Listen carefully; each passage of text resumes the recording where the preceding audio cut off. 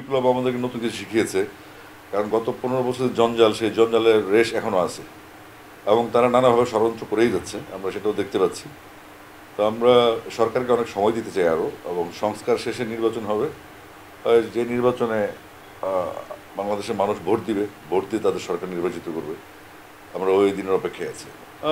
হাসনাত সার্জিস আসলে আমাকে জুলাই বিপ্লবের জন্য থ্যাংক ইউ দিতে আসছিল, যে জেনারেশনের পক্ষ থেকে ওদের আন্দোলন আমি সমর্থন দিয়েছি, কিছুটা সময় ছিলামও। তো ওরা জাস্ট থ্যাংক ইউ দেওয়ার জন্য আসছে, মাঝে মধ্যে খবর নেয়, এবং আমিও তাদেরকে পার্ট টাইম সুযোগ পাইলে টিপস দিয়ে একটু দেশটা যদি খেয়াল করার জন্য, খেলাধুলা, স্পেশালি খেলাধুলা এবং আমাদের কালচারাল সাইডে যেন যে বাধাবিঘ্নগুলি আছে, মানে সংস্কার তো সব জায়গায় প্রয়োজন। আমাদের মিউজিক, ফিল্ম, নাটক, আমাদের যারা সাংস্কৃতিক মাধ্যম যেগুলো মানুষের মাধ্যমে মানুষের কাছে পৌঁছে যায় এবং মানুষ সেগুলোকে ফলো করে, তো আমরা চাচ্ছি সেখানে ডেভেলপমেন্ট। এবং তারা বলেছে যে আমরা আপনাদের প্রস্তাবনাগুলি দেন, আমরা চেষ্টা করব যেন আপনাদের এই সংস্কৃতিতে আমরা কিছু করতে পারি। এটা পজিটিভ।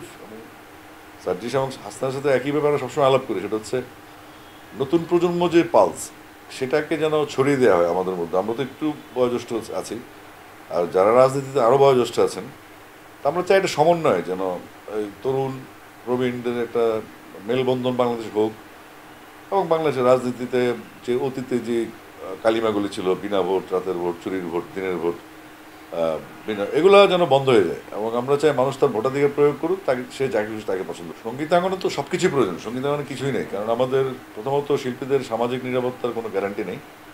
আমরা যেটা দেখি ইন্ডিয়াতে বা পাকিস্তানে বা বিভিন্ন দেশে, শিল্পীদের নিরাপত্তার জন্য একটা অ্যাসোসিয়েশন থাকে, এবং ওদের আবার যখন কোনো দুর্যোগ দুর্বিপাক হয়, তাদের যে রাইটসগুলো আছে সেগুলো তারা বুঝে পায়।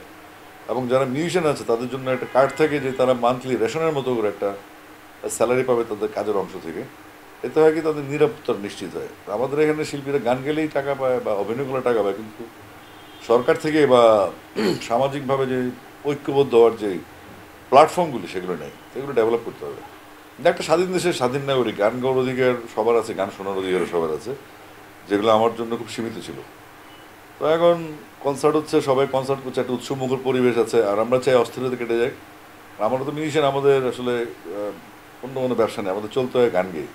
তো সুতরাং আমাদের গানের জায়গা যদি বন্ধ থাকে, আর বাংলাদেশে একটা সব কিছু, কোনো একটা দুর্ঘটনা হলে আগে কালচারাল সেটটা বন্ধ করে দেয় বা বন্ধ হয়ে যায়, আর সব কাজ চলে, সবার সব কাজ চলে, শুধু মিউজিক বা আমাদের শিল্পকলা এফেক্টেড হয়। এই জিনিসগুলো উচিত না, কারণ এখানেও পেশাজীবী আছে, এবং আমরা দেশকে ধারণ করে আমাদের বক্তব্যের মাঝখানে দেশপ্রেম আসে, দেশের মানুষকে আমরা বিনোদন দিই।